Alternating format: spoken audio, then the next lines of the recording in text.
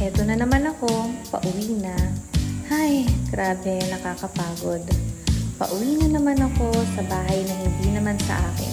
Makakapagpahinga kaya ako? Sana naman kasi pagod na ako. Ako si Miss D, ang reyna ng temporary residences.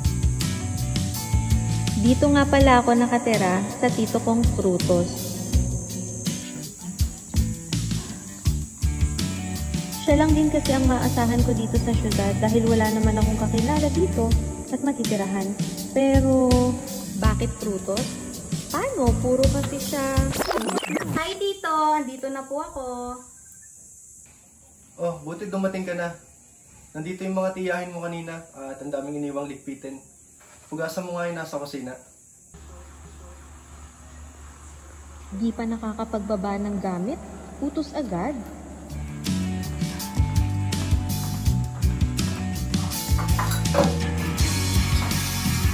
Dito sa bahay, wala na siyang ibang ginawa kundi ang Pakilaban na nga rin pala na ito kasi medyo nadumihan ito kanina. utos.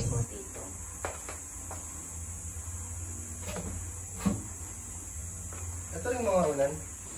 Meron pa po. Utos. A few moments later. Tito, okay na po. Ayan. Pakipunasan na lang ng mga lamesa and then pagkatapos nun, pwede ka nang pahinga. At utos. Sige po.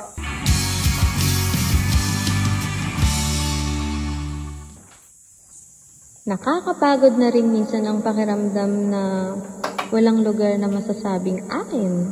They ask you how you are, you just have to say that you're fine when you're not really fine, but you just can't get into it because... Pero balang araw, pag nagkabahay ako, siguradong muni-muni at chill ang drama ko. Ang dream house ko, yung simpleng tahanan na hindi lang maganda, kundi matibay din. Ay, salamat. Natapos din. Makakapagpahinga na ako.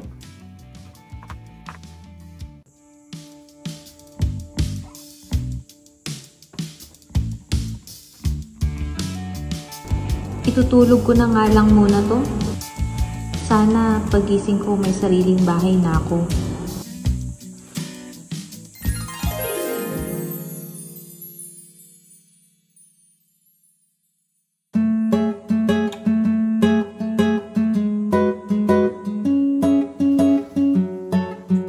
Totoo ba to? Ganito pala ang pakiramdam ng may sariling bahay.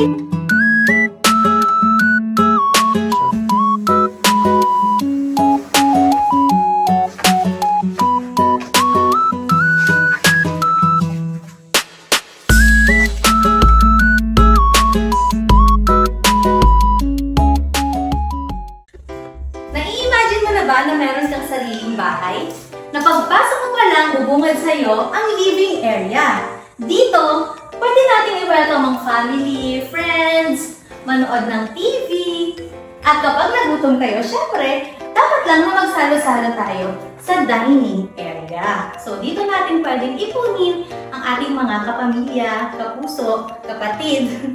At syempre, dahil meron na nga tayong sariling bahay, meron na rin tayong sariling sink.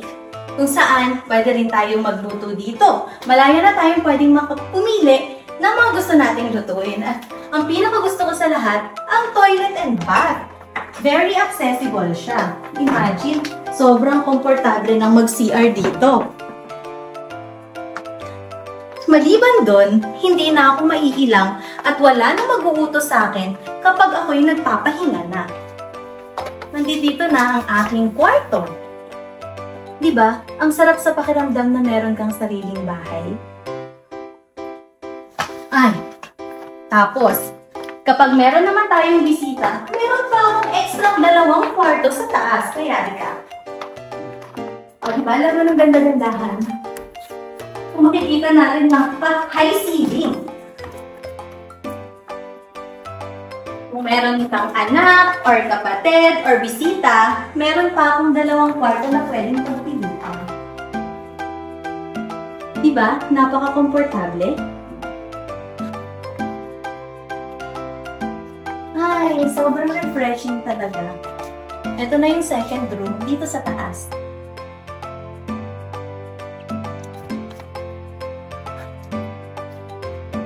At ang ganda ng view. High ceiling.